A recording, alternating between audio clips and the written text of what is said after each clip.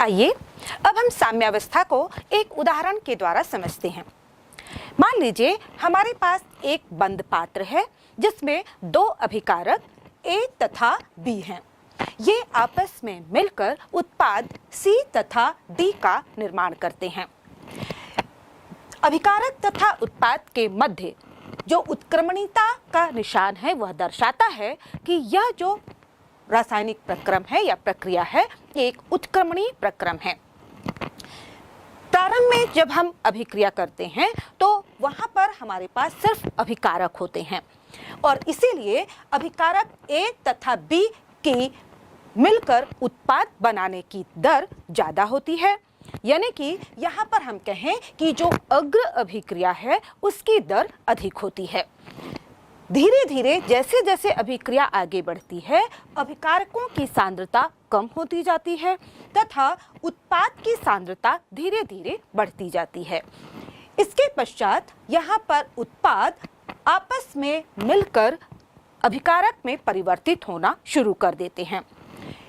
यहाँ पर प्रारंभ में उत्पाद की अभिकारक में परिवर्तित होने की दर कम होती है, लेकिन धीरे धीरे दोनों अभिक्रियाओं की दर यानी कि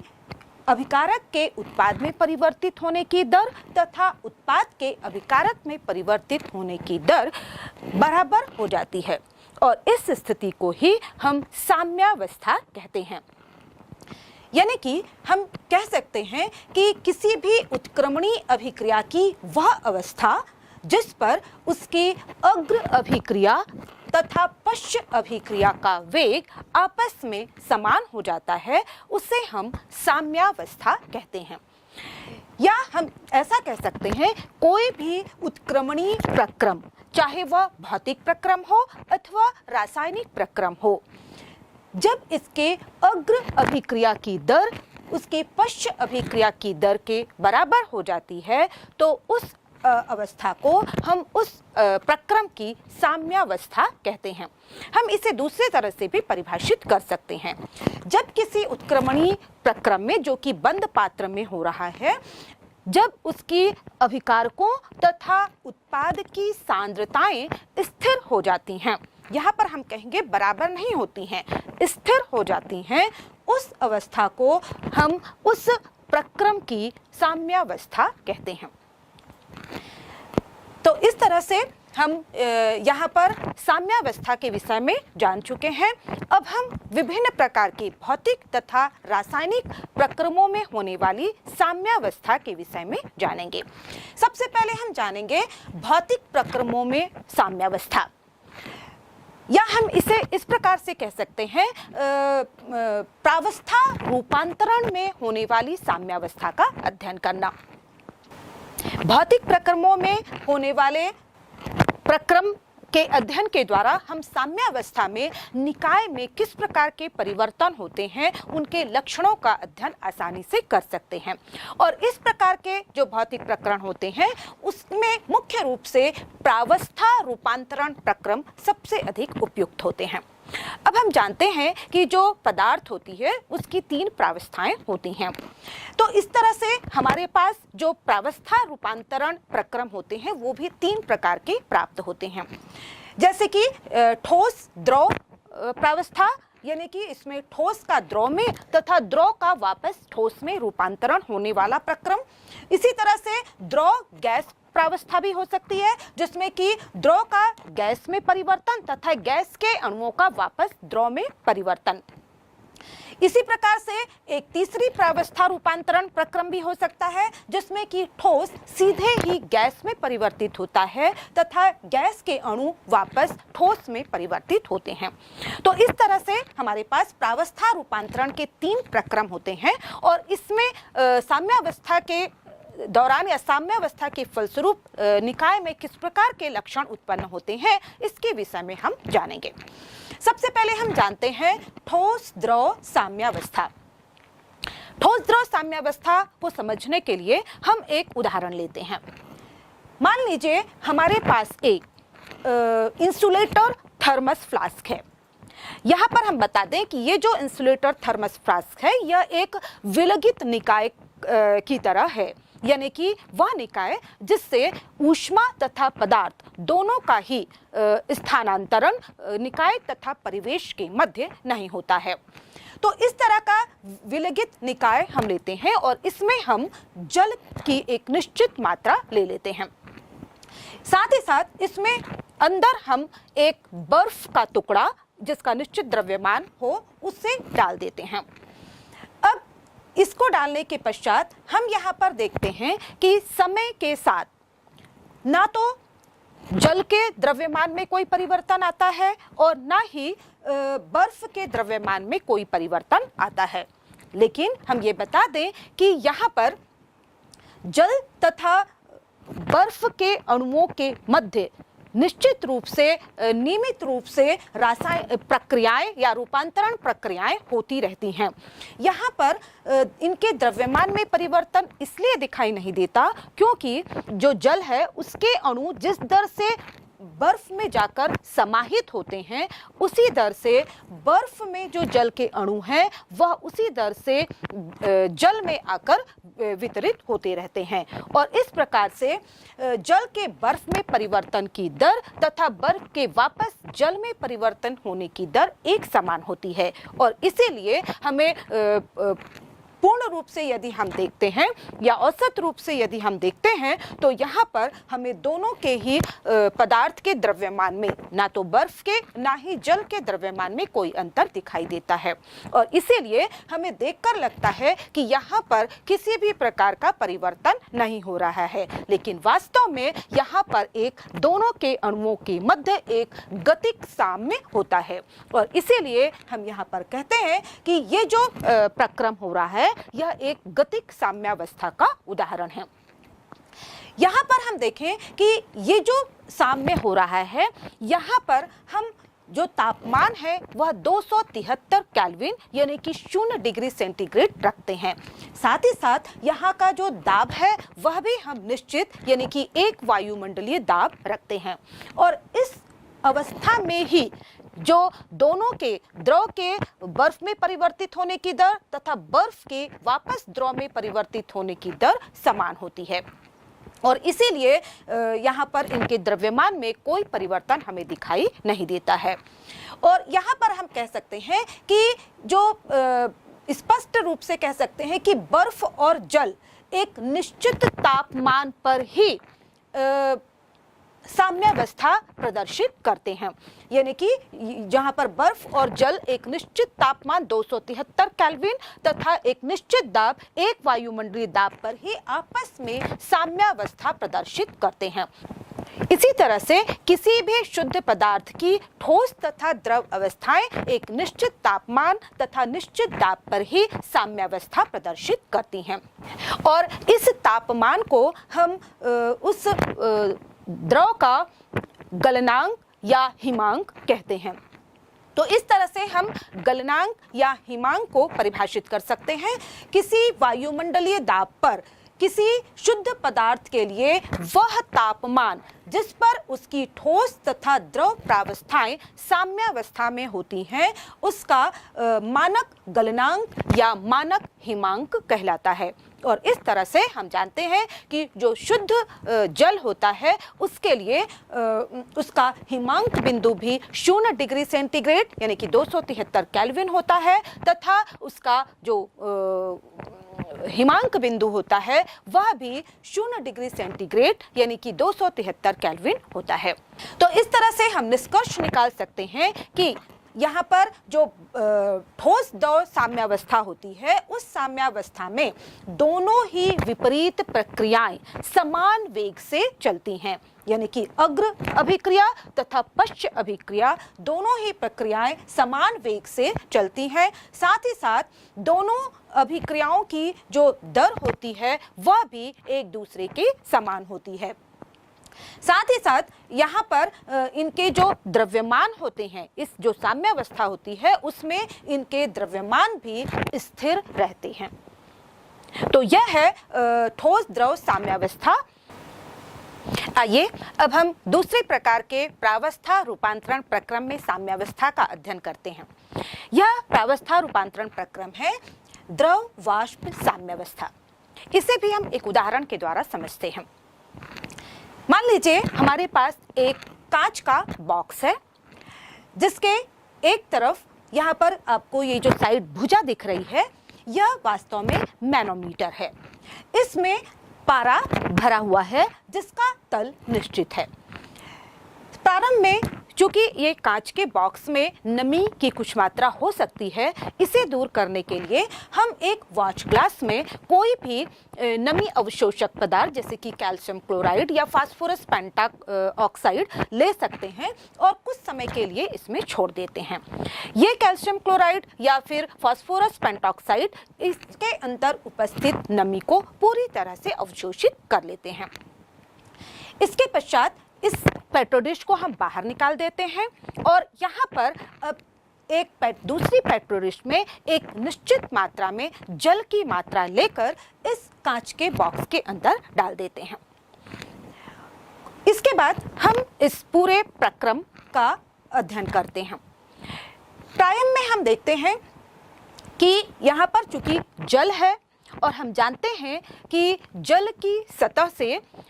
वाष्पन की क्रिया होती है। वास्तव में इसे हम उद्वाष्पन कहते हैं या इसे वेपोराइजेशन कहते हैं। तो यहाँ पर जो जल की सतह है उसमें से जल के जो अणु हैं वो बाहर निकलकर इस बॉक्स के ऊपर फैलते हैं, गैस वाष्प अवस्था में जाकर फैलने लगते हैं,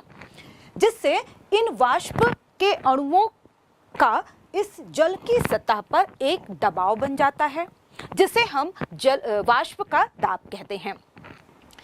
शुरू में हमारे पास क्यों जल है और इसलिए जल के वाष्प अवस्था में जाने की गति अधिक होती है और इसलिए यहाँ पर धीरे धीरे जो बॉक्स है वहाँ पर वाष्प का दाब बढ़ता जाता है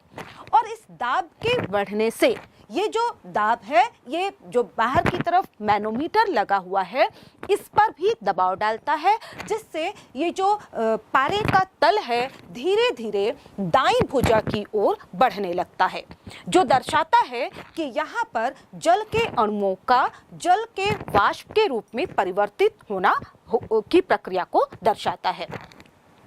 लेकिन कुछ समय के बाद हम देखते हैं कि ये जो पारे का तल है वह थोड़ा ऊपर उठकर फिर स्थिर हो जाता है और उसके बाद इसमें कोई परिवर्तन नहीं होता। वो इसलिए होता है क्योंकि प्रारंभ में जल के अणुओं का वाष्प प्रावस्था में जाने की दर तीव्र होती है, इसलिए वाष्प दाब बढ़ता है। लेकिन कुछ समय के पश्चात यहाँ पर जो वाष्प के अणु होते हैं उनकी संघनन की प्रक्रिया भी शुरू हो जाती है और ये यहाँ पर जो कांच का बॉक्स है उसके दीवारों से टकराकर तथा नीचे जल की सतह पर टकराकर ये वापस द्रव में परिवर्तित होने लगते हैं। शुरू में वाष्पन की क्रिया तीव्र होती है जबकि संघनन की क्रिया कम होती है, धीमी गति से होती है। लेकिन एक समय ऐसा आता है कि धीरे धीरे ये दोनों प्रक्रियाओं की दर यानी कि जल के अणुओं की वाष्प अवस्था में जाने की दर तथा वाष्प अवस्था में उपस्थित जल के अणुओं की द्रव अवस्था में आने की दर एक दूसरे के बराबर हो जाती है और इस स्थिति में ये साम्यावस्था को प्राप्त हो जाते हैं। साथ ही साथ इसीलिए यहाँ पर जो मैनोमीटर है उसमें जो मरकरी का तल है वह स्थिर हो जाता है। तो इस तरह से हम कहते हैं कि साम्यावस्था पर जो जल है वह द्रव अवस्था से जो वाष्प अवस्था में परिवर्तित हो रहा है, तो वहाँ पर अग्र अभिक्रिया की दर पश्च अभिक्रिया की दर के बराबर हो जाती है। यदि हम अग्र अभिक्रिया को V1 से दर्शाएं तथा पश्च अभिक्रिया को V2 से दर्शाएं तो यहाँ पर V1 बराबर हो जाते हैं V2 के और इस अवस्था में हम कहेंगे कि यहाँ पर ये जो प्रक्रम है साम्यावस्था में आ चुका है। साथ ही यहाँ पर हम देखें कि साम्यावस्था में जो जल के अणुओं का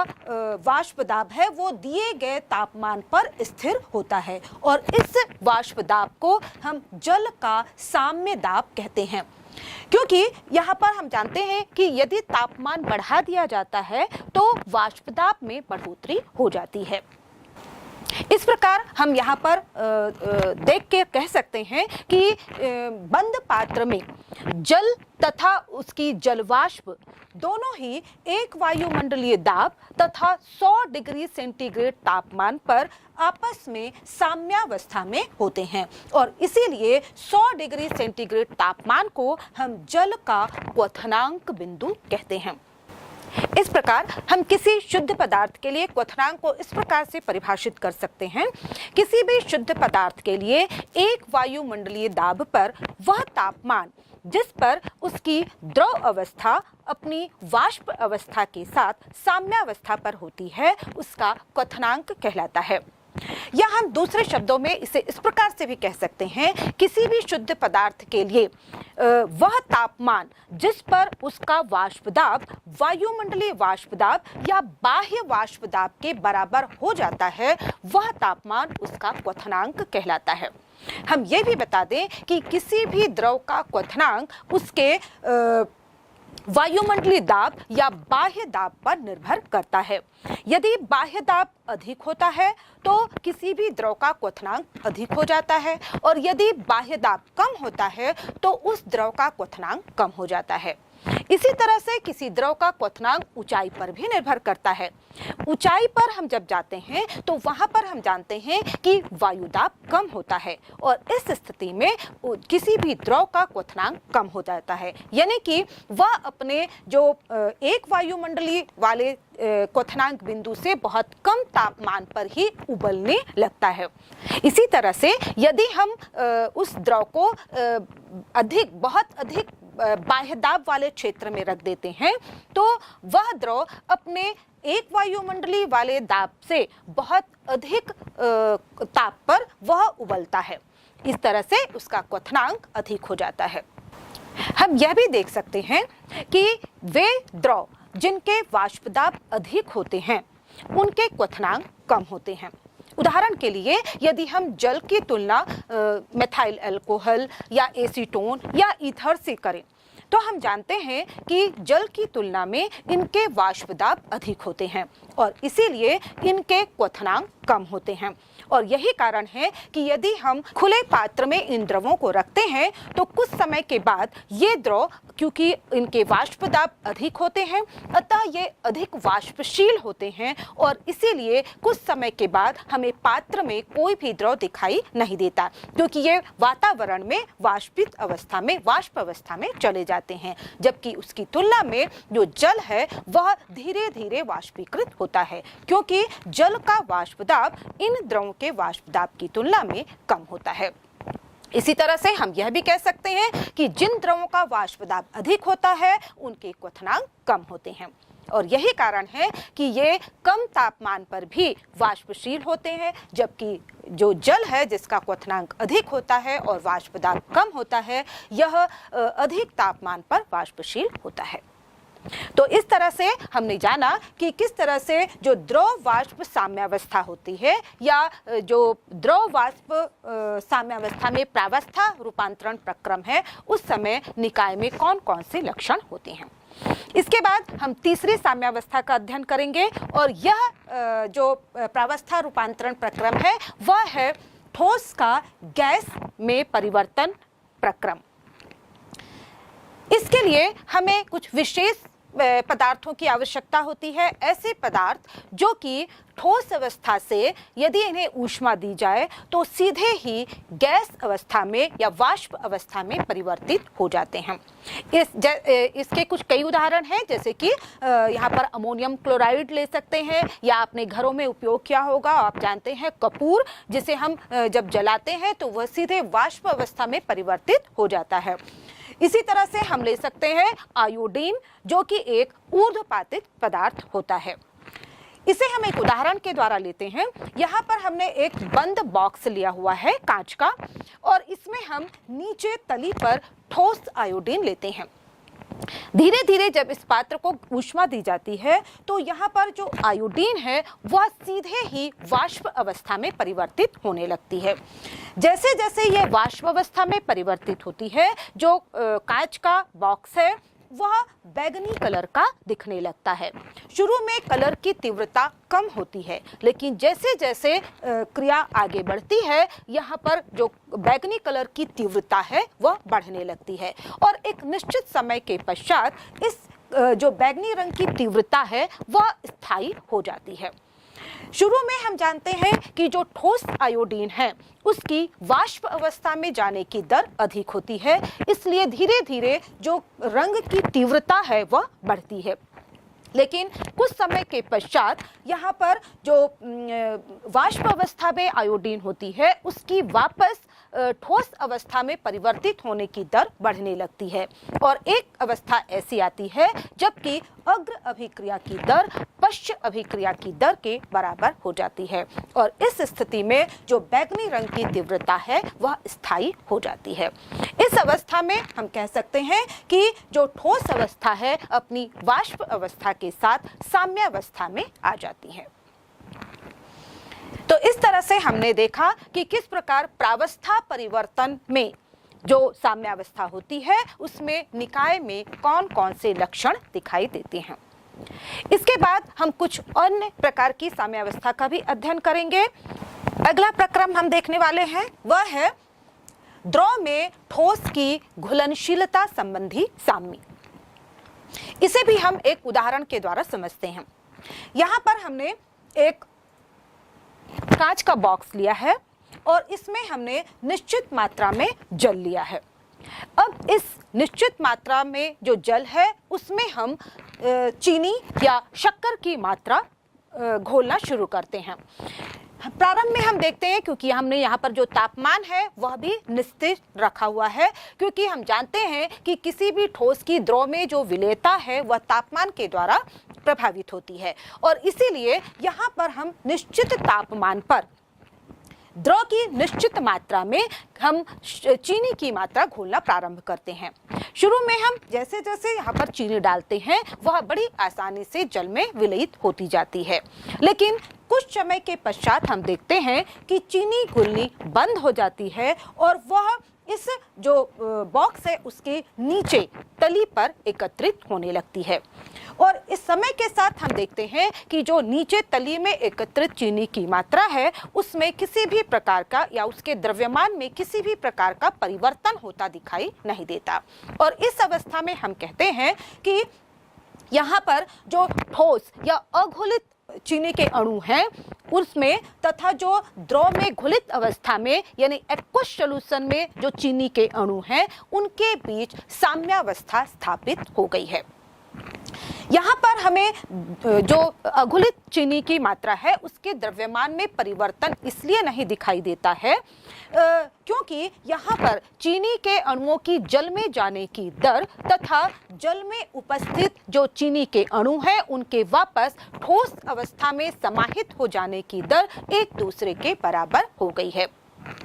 यहाँ पर हमें चीनी के द्रव्यमान में परिवर्तन दिखाई नहीं देता, इसका मतलब ये नहीं है कि यहाँ पर जो परिवर्तन है वह नहीं हो रहा है। यहाँ पर परिवर्तन हो रहा है, लेकिन दोनों यहाँ पर अग्र अभिक्रिया की दर पश्च अभिक्रिया की दर के बिल्कुल बराबर हो गई है। इस यहाँ पर होने वाले जो परिवर्तन है या अणुओं का जो स्थानांतरण है उसे हम रेडियो एक्टिव कार्बन वाले या चीनी का उपयोग करके आसानी से देख सकते हैं। यदि यहाँ पर हम देखते हैं कि जो सामान्य चीनी का जो विलयन हमने बनाया है संतृप्त विलयन, उसमें यदि थोड़ी सी मात्रा रेडियो एक्टिव कार्बन वाली चीनी की मिला देते हैं तो कुछ समय के पश्चात हम देखते हैं जो रेडियो एक्टिव कार्बन वाली जो चीनी के अणु हैं वह हमें उनकी कुछ मात्रा हमें अघुलित अवस्था में भी दिखाई देती है, जबकि कुछ मात्रा हमें जो विलियन फॉर्म है एक्वस फॉर्म है उसमें भी दिखाई देती है, जो स्पष्ट करता है कि यहाँ पर भले ही हमें वास्तविक रूप से या पूर्ण रूप से यहाँ पर क्रिया होती हुई या अणुओं का स्थानांतरण होता हुआ दिखाई ना दे रहा हो, लेकिन वास्तव में यहाँ पर गतिक साम्य है। यहाँ पर ठोस जो चीनी के अणु हैं वह निश्चित गति से या समान मात्रा में वो द्रव की अवस्था में परिवर्तित होते रहते हैं, जबकि द्रव में अवस्था में जो चीनी के अणु है वह ठोस अवस्था में परिवर्तित हो रहे हैं और इस तरह से ये आपस में एक गतिक साम्य में होते हैं। इसके बाद जो अगली साम्यावस्था प्रक्रम है वह प्रक्रम है द्रव में गैस की घुलनशीलता संबंधी साम्य का।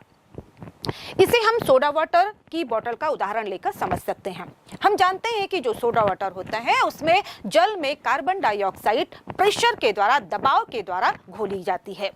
और चूंकि इसमें दबाव बहुत अधिक होता है गैस का, इसलिए जो कार्बन डाइऑक्साइड होती है वह जल में बहुत अधिक मात्रा में घुली हुई होती है।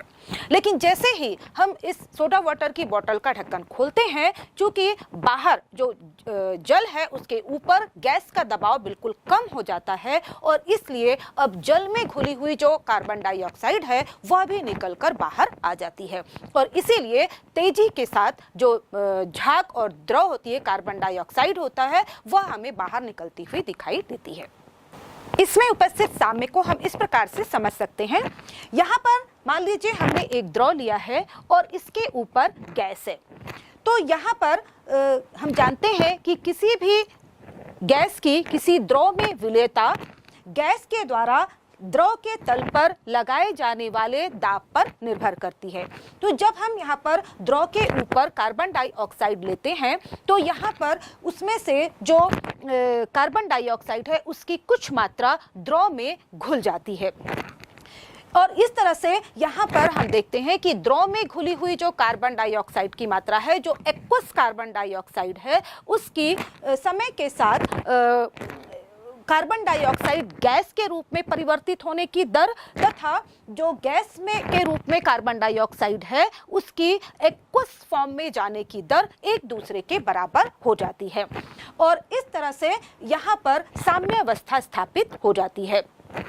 अब इस साम्यावस्था में यदि हम किसी गैस की द्रव में विलेयता को बढ़ाना चाहते हैं तो इसलिए हमें क्या करना होगा, यहाँ पर हमें जो द्रव की सतह है उसके ऊपर गैस की मात्रा को बढ़ानी होगी, यानी कि उसके दाब को बढ़ाना होगा, क्योंकि हम जानते हैं हेनरी के नियम के अनुसार किसी भी गैस की उसकी द्रव में विलेयता गैस की उस द्रव की सतह पर लगाए जाने वाले दाब पर निर्भर करती है, और यही कारण है कि सोडा वाटर में जो हम द्रव लेते हैं उसके ऊपर कार्बन डाइऑक्साइड बहुत अधिक मात्रा में डालते हैं, जिससे कार्बन डाइऑक्साइड के द्वारा उस जो द्रव हमने लिया है सोडा वाटर जो है उसके अंदर लगाए जाने वाले उसकी सतह पर लगने वाला दाब अधिक होता है, जिसकी वजह से बहुत अधिक कार्बन डाइऑक्साइड सोडा वाटर में या घुली हुई होती है। लेकिन जैसे ही हम उसके ढक्कन को वापस खोलते हैं तो वहां से जो गैस है वो बाहर निकलने लगती है, और इसकी वजह से जो द्रव है उसकी सतह के ऊपर कार्बन डाइऑक्साइड का दबाव कम हो जाता है, और चूंकि उसका दबाव कम हो जाता है इसलिए जो साम्यावस्था है वह बाहर की ओर, यानी कि जो द्रव में घुले हुए एक्वस कार्बन डाइऑक्साइड है उसके बाहर की ओर गैस फॉर्म में जाने की दर बढ़ जाती है, और इस स्थिति में जो घुली हुई जो कार्बन डाइऑक्साइड है वह भी गैस के रूप में बाहर निकल जाती है। यदि हम सोडा वाटर की बोतल को खोलकर कुछ समय के लिए छोड़ दें तो हम पाएंगे कि इसमें से पूरी की पूरी कार्बन डाइऑक्साइड बाहर निकलकर वातावरण में चली जाती है, और इस तरह से हम कह सकते हैं कि यहाँ पर